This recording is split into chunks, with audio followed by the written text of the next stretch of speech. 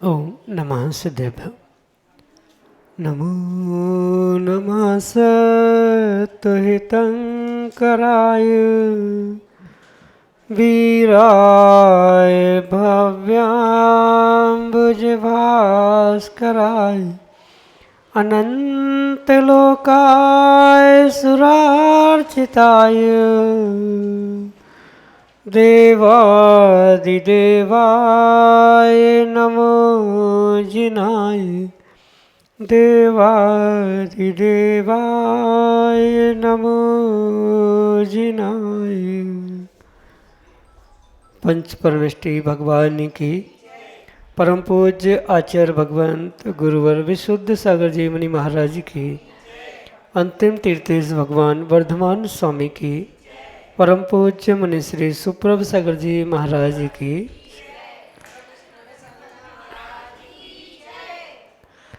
आज का वह महान दिवस जब तीर्थंकर भगवंत वर्धमान स्वामी ने अपने अंतिम लक्ष्य को प्राप्त किया, लेकिन उन्होंने यह पुरुषार्थ पूर्व में किया कि अपने मन को निर्विकल्प बनाया, और निर्विकल्प बनाने के लिए उन्होंने उस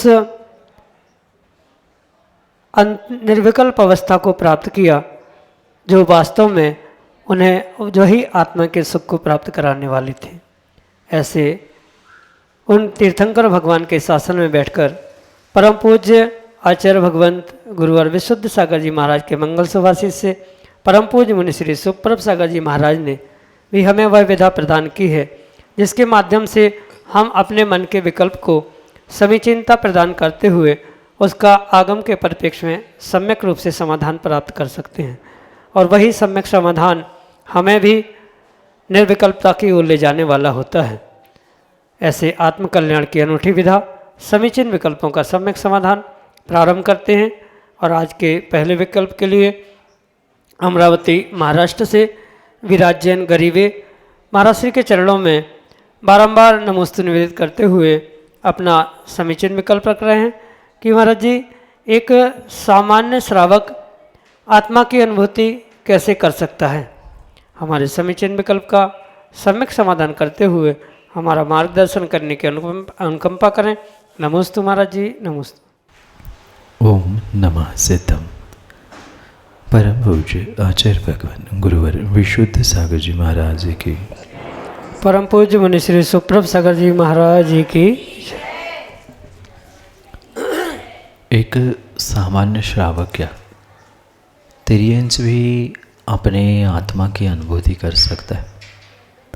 इसमें किसी भी प्रकार से कोई दोष नहीं है या विकल्प भी करने की आवश्यकता नहीं, पर अंतर ये समझे कि प्रत्येक जीव की जो आत्मा की अनुभूति है वह पूर्ण रूप से तत्तद अवस्था विशेष को ही साथ लिए हुए होती है। कहने का मतलब ये है कि जिस अवस्था जिस पर्याय में जीव होता है, आत्मा जिस पर्याय को प्राप्त करती है उस पर्याय के परिप्रेक्ष्य में ही, पर्याय के अनुसार ही वह जीव आत्मा की अनुभूति करता है। क्योंकि अनुभूति करना ये आत्मा का ही काम है। आत्मा के अलावा अन्य कोई भी द्रव्य अनुभूति नहीं करता, और वह अनुभूति एकेंद्रीय पर्याय से लेकर पंचेंद्रीय पर्याय तक होती है। पर प्रत्येक की अनुभूति में ज़मीन आसमान का अंतर हुआ करता है।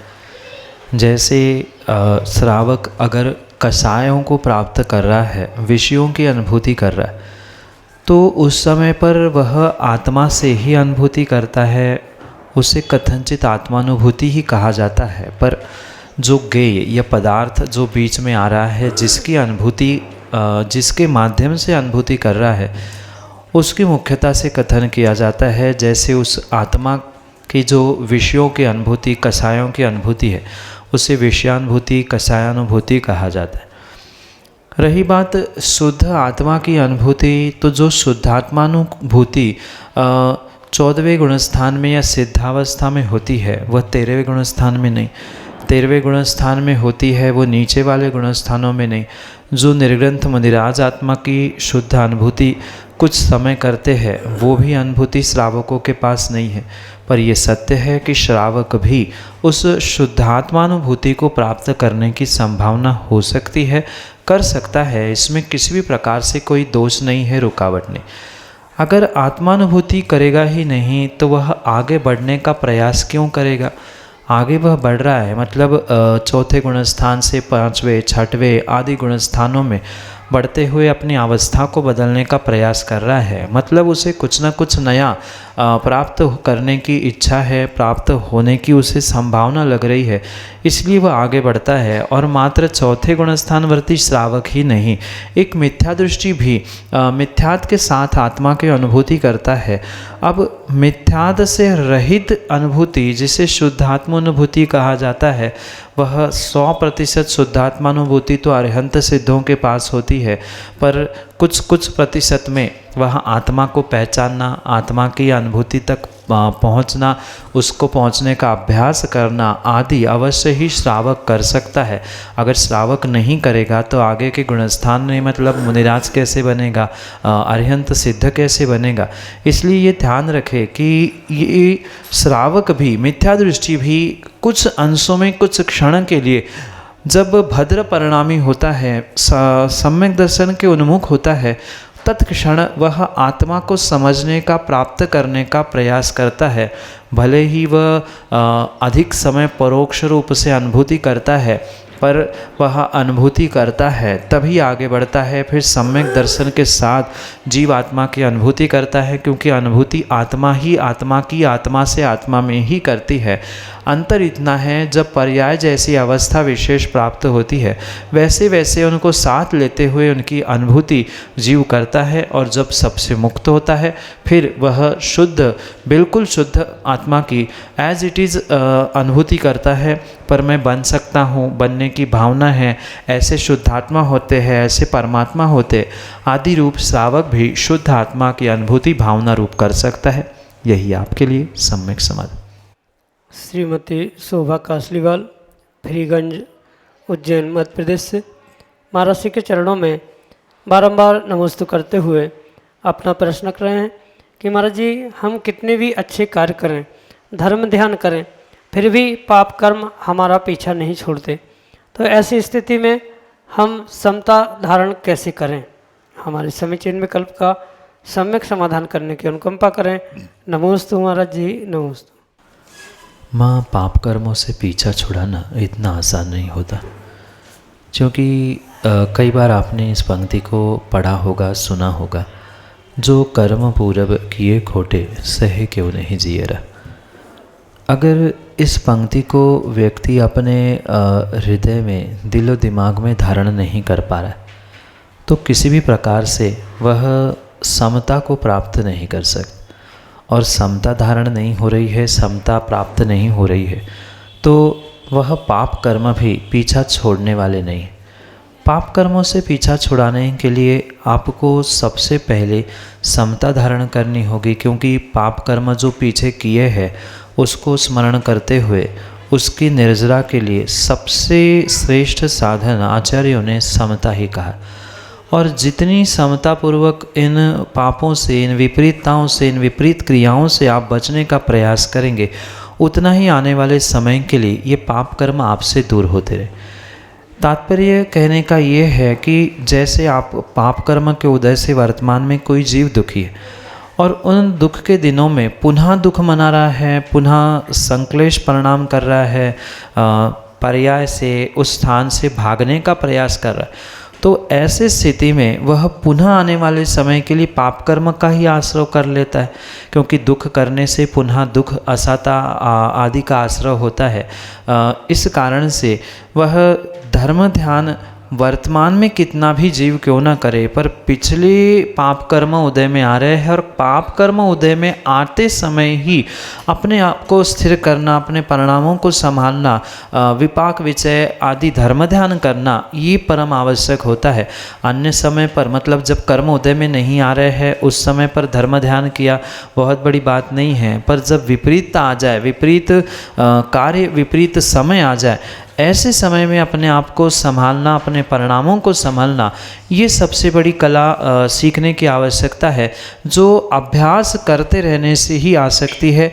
अचानक से उससे आप दूर नहीं हो सकते। पाप कर्मों से छूटने के लिए भी आपको सतत अभ्यास करना होगा। समता का जितनी समता, जितनी सामायिक, जितना माध्यस्थ भाव आप प्राप्त कर सकते हैं, सीख सकते हैं, उतने ही विशेष रूप से पाप कर्मों की निर्जरा होगी।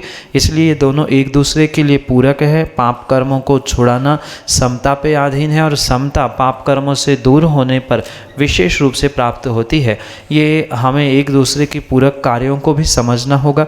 इसलिए अथक पुरुषार्थ करते हुए उनसे दूर होना होगा। ये भी ध्यान रखें कि धर्म ध्यान करते हुए भी, समता रखने का प्रयास करते हुए भी पाप कर्म दूर नहीं हो रहे।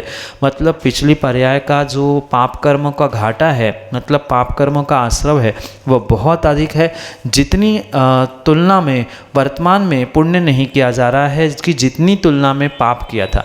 अगर उतनी ही तुलना में, उतनी क्वांटिटी में वर्तमान में, या उतनी क्वालिटी का पाप क्षय करने के लिए उतने क्वालिटी का पुण्य किया है, शुभ कार्य, धर्म ध्यान, अच्छे कार्य किए हैं, तो नियम से वह पाप कर्म मिट सकता है, धुल सकता है। पर अगर पाप अधिक है और वर्तमान का पुण्य, शुभ कार्य अल्प है, तो पाप कर्म पीछा नहीं छोड़ेंगे, और पाप कर्म पुनः पीछा नहीं छोड़ेंगे तो पुनः वहाँ संक्लेश परिणाम, दुख मनाते हुए असाता वेदनी, पुनः दुख, पुनः परेशानी आदि प्राप्त होते रहेंगे। इसलिए ये सूत्र हमेशा याद रखें कि जो कर्म पूर्व किए खोटे, सहे क्यों नहीं जियरा।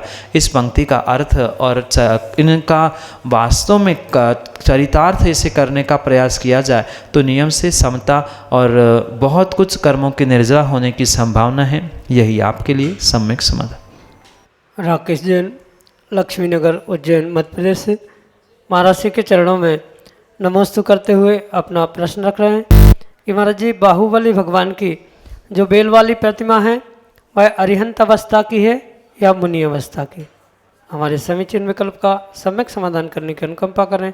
नमोस्तु महाराज जी, नमोस्तु। बाहुबली भगवान की जो मंदिर आदि क्षेत्रों में प्रतिमाएं प्राप्त होती है, और विशेष करके जहाँ बेल सहित इन प्रतिमाओं को प्रदर्शित किया जाता है, वह प्रतिमा पूर्ण रूप से अरिहंत केवली बाहुबली भगवान की ही हुआ करती है। मुनि अवस्था की वह प्रतिमा नहीं है। पर यह ध्यान रखें कि मुनि अवस्था में हुए उपसर्गों का प्रदर्शन वहाँ करने के अभिप्राय से ही बाहुबली भगवान की प्रतिमाओं में बेल, सर्प या बिच्छू आदि जो कुछ भी दिखाया जाता है, ये एक प्रतीकात्मक क्रिया है। जबकि ये अरिहंत ही भगवान की प्रतिमा है। जब भी उसे सूर्य मंत्र दिया जाता है, संस्कारित किए जाते हैं, तो पूर्ण रूप से उनके लिए अरिहंत प्रतिमा के ही संस्कारों का आरोपण वहाँ पर किया जाता है। इसलिए विकल्प नहीं करे कि वो मुनि अवस्था की है क्या।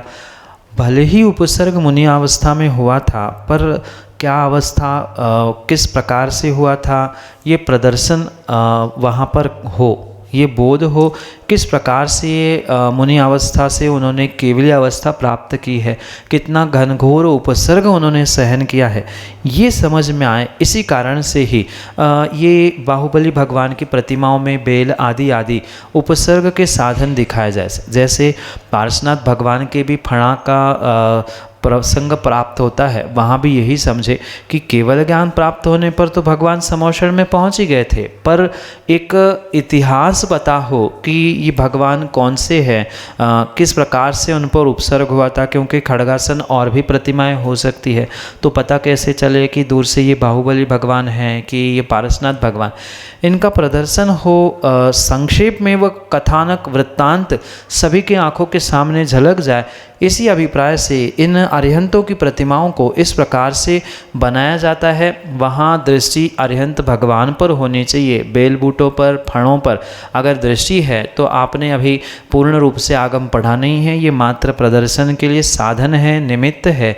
मुख्यता से जो भी वहाँ स्थापना निक्षेप किया जा रहा है वहाँ मुनि भगवंतों का नहीं अपितु अरिहंत भगवंतों का ही किया जाता है। यही आपके लिए सम्यक समाधान। नीलेश जैन, उज्जैन मध्य प्रदेश से अगले समीचन विकल्प के लिए। जी नमस्ते, मेरा प्रश्न है दीपावली पे घर पर पूजा कैसे करें, किस तरीके से करना चाहिए? दीपावली के दिन प्रातःकाल तो मंदिर में पहुंचकर भगवान वर्धमान स्वामी का निर्वाणोत्सव, उनकी पूजा, निर्वाण लाडू आदि चढ़ाते हुए करना चाहिए। रही बात घर आदि में जो पूजा करने का ये उपक्रम किया जाता है, वहाँ पूर्ण रूप से ये ध्यान रखें कि घर में, दुकान में पूजा लक्ष्मी की जाती है, पर किसी कागज़ की लक्ष्मी वहाँ अभिप्रेत नहीं है।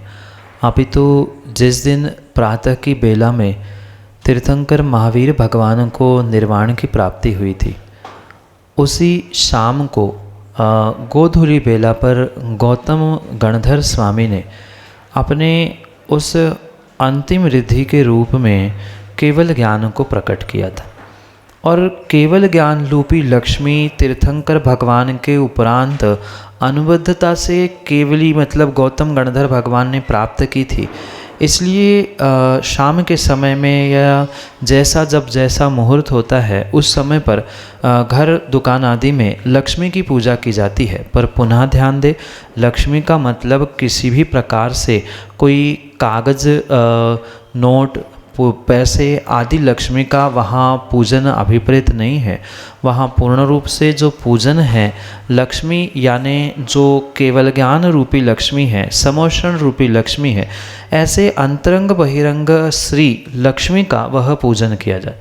कहीं सरस्वती का भी पूजन किया जाता है, पर सरस्वती भी यहाँ जिनवाणी के रूप में स्वीकार करनी होगी, और जिनवाणी और तीर्थंकर भगवान के उपरांत प्राप्त करने वाले गौतम गणधर भगवान के केवल ज्ञान रूपी लक्ष्मी का ही दीपावली के दिन में घर आदि में पूजन होना चाहिए। उसकी अलग से पूजन की व्यवस्था या पूजन की जो पद्धति है अनेकानेक पूजन ग्रंथों में लिखी हुई है। कौन सी पूजन कहाँ कब कैसी करनी चाहिए और भी विस्तार से उसमें लिखा हुआ है। पर सामान्य रूप से ये ध्यान रखें कि घर आदि में जो लक्ष्मी की पूजा है वह केवल ज्ञान रूपी लक्ष्मी गौतम गणधर भगवान ने शाम को प्राप्त की, इसी अभिप्राय से की जाती है। उन्होंने अपने भीतर केवल ज्ञान रूपी दीपक प्रज्वलित किया, सूर्य उदित किया, इसी अभिप्राय से केवल ज्ञान का उपलक्षण रूप वह दीप समर्पित करते हुए या दीप प्रज्वलित करते हुए दीपावली का स्वरूप प्राप्त होता है। इस प्रकार से आप घर में या पूरे दीपावली के दिन पूजा आदि करते हुए अपने पुरुषार्थ को सम्यक कर सकते हैं। यही आपके लिए सम्यक समाधान। ऋषिनगर, उज्जैन मध्य प्रदेश से देशना बुखारिया अगले समीचीन विकल्प। महाराज जी, मेरा प्रश्न ये है कि हम जो कपड़े, जूते, चप्पल आदि पहनते हैं उन पे जीव जंतु बने रहते हैं, तो वो पहनने में दोष लगता है या नहीं लगता है? नमस्ते। चाहे कपड़े, जूते, चप्पल, कोई भी साधन जो श्रावक प्रतिदिन अपने प्रयोग में लाता है, उसके निमित्त से बहुत सारे जीवों की हिंसा का दोष उन्हें अवश्य ही लगता है। जो आप पहन रहे हैं, जूते चप्पल हो, कपड़े आदि हो, उसमें स्वयं जीव बैठ सकते हैं, उस पर जीव बैठ सकते हैं। जूते चप्पल में तो अंदर भी जीव हो सकते हैं।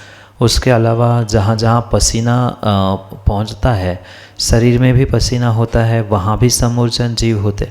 वही पसीना वस्त्रों में लग रहा है तो वहाँ जीवों की उत्पत्ति वहाँ भी संभव होती है। पुनः उसको साफ सफाई करने के लिए यानी धोने के लिए, स्वच्छ करने के लिए जिस पानी आदि का प्रयोग किया जाता है वहाँ भी जीवों की हिंसा होती है। साबुन सोडा आदि लगाते हुए वस्त्रों को धोया जाता है, वहाँ जीवों की हिंसा है। वह पानी नाली में बहता है, वहाँ जीवों की हिंसा है। जो भी ये साधन कहे हैं, उन साधनों का पूर्ण रूप से प्रयोग करने से हिंसा का, पाप का दोष अवश्य ही लगता है। ये नहीं कहा जा सकता कि श्रावक है तो उनके लिए इन सब का इनकी छूट है आदि, किसी भी प्रकार से छूट नहीं है। हिंसा तो हिंसा है, चाहे वस्त्र कितने ही ढीले हो, कैसे ही वस्त्र क्यों ना हो, पर वहाँ पसीने के कारण से जीव जंतुओं का उत्पन्न होना स्वाभाविक रूप से है और उसी कारण से वहाँ हिंसा पूर्ण रूप से होगी।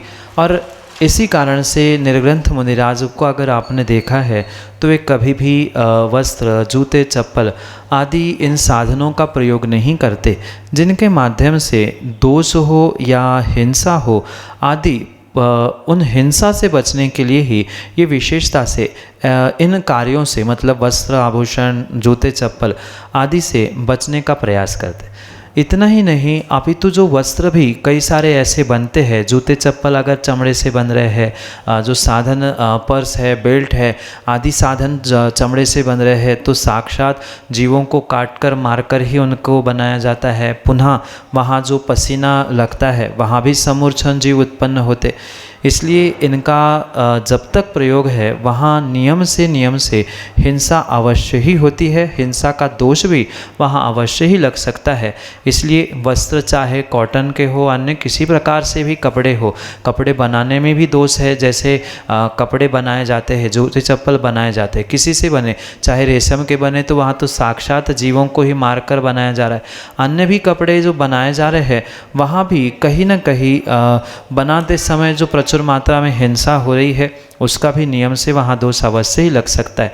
इसलिए इनसे बचने के लिए श्रावकों के लिए तो मुख्यतः से विवेक एक ही साधन कहा जा सकता है। पूर्ण रूप से निर्ग्रंथ मुनिराज ही बचते हैं, पर सामान्य रूप से श्रावकों को इनसे बचने के लिए विवेक पूर्वक इन क्रियाओं को, इन साधनों को प्राप्त करने की आवश्यकता है। यही आपके लिए सम्यक समाधान।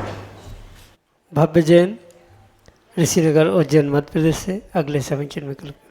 मेरा प्रश्न ये है कि है ना, अपन दीपक जलाते हैं तो है ना, पटाखे जलाते हैं तो है ना जीव मरते हैं। अपन दीपक जलाते हैं तो जीव मरते हैं कि नहीं मरते हैं? नमस्ते। चाहे पटाखे जलाओ, चाहे दीपक जलाओ, जहाँ जहाँ अग्नि का प्रयोग किया जाता है वहाँ जीवों की विराध न होना, हिंसा होना, ये स्वाभाविक सी बात। पर यह ध्यान रखना बेटा कि दीपक जलाते समय आपने एक ही माचिस की तीली का प्रयोग करते हुए जितनी आवश्यकता थी उसके लिए आपने दीपक प्रज्वलित किया। पर पटाखे जो फोड़े जाते हैं या जलाए जाते हैं वहाँ उससे कई अधिक गुना हिंसा होती है, क्योंकि उसमें ध्वनि प्रदूषण भी, मतलब ज़ोर ज़ोर से आवाज़ आती है तो किसी के कान भी खराब हो सकते हैं। इतना ही नहीं, वह बारूद फूटते समय कई बार दुर्घटनाएं हुई है, किसी के हाथ, किसी का मुंह, किसी का शरीर, किसी के बहुत सारे साधन भी जल जाते हैं।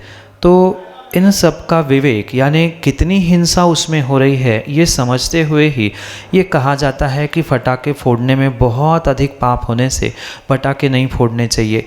पर सामान्य रूप से क्योंकि प्रकाश या कुछ मांगलिक क्रिया आदि के निमित्त से दीप प्रज्वलित किए जाते, वो तो उतने स्थान में थे, जैसे पटाखा आपने फोड़ा, यहाँ से चिंगारी उठकर कहीं और गई, या अन्य किसी प्रकार से भी आपने पटाखे फोड़े तो ध्वनि प्रदूषण भी है, उससे कितनी मात्रा में धुआं होता है। थोड़ा सा वो पटाखों का धुआं भी अपने नाक में जाता है तो हमें कितनी तकलीफ़ होती है। फिर जो छोटे छोटे जीव यहाँ आसपास अपने होते हैं, हवा में होते हैं, उनका क्या होता होगा ये भी आपको सोचना होगा। इसलिए पटाखे फोड़ने में बहुत बड़ा दोष है, बहुत बड़े पाप है, बहुत बड़ी हिंसा है। इसलिए पटाखे फोड़ने का निषेध किया जाता है। पर सामान्य रूप से दीप प्रज्वलित आदि करते हुए आरती करने के लिए आवश्यक होता है, मांगलिक रूप में उसे स्वीकार किया जाता है, या प्रकाश आदि करने में भी दीपक की आवश्यकता होती है। इसलिए कम हिंसा होती है, इसलिए उनके लिए निषेध नहीं होता, क्योंकि आप श्रावक है। मुनिराज तो ना दीपक जलाते हैं ना पटाखे फोड़ते हैं, उन्होंने तो पूर्ण रूप से हिंसा का, पापों का त्याग किया है। पर आप श्रावक पूर्ण रूप से त्यागी नहीं हो, इसलिए वे दीप आदि तो जलाते हैं, पर पटाखों में बहुत सारी हिंसा, ध्वनि प्रदूषण, एयर पोल्यूशन मतलब हवा का प्रदूषण होना, धुआं उठना, अग्नि जलना, पैसे व्यर्थ में बर्बाद होना आदि अनेक उसके नुकसान हैं, ड्रॉबैक्स है। इसलिए बहुत सारी हिंसा होने से पटाखों को फोड़ने के लिए निषेध किया जाता है। निर्णय स्वाभाविक रूप से आपको करना होगा कि कम पाप किस में लग रहा है और ज़्यादा पाप किस में लग रहा है। ज़्यादा पाप पटाखे फोड़ने में है, यहाँ कम पाप लगने पर भी आपका अभिप्राय किसी जीवों की विराधना नहीं। पटाखों में तो साक्षात संकल्प ही हिंसा होती है, संकल्प ही होता है। दिख रहे हैं जीव, चींटी, हवा के कीड़े आदि मरते हुए, तो ये बहुत बड़ा पाप का साधन होने से इनसे बचते हुए इन दोषों से बचा जाए, यही आपके लिए सम्यक समाधान।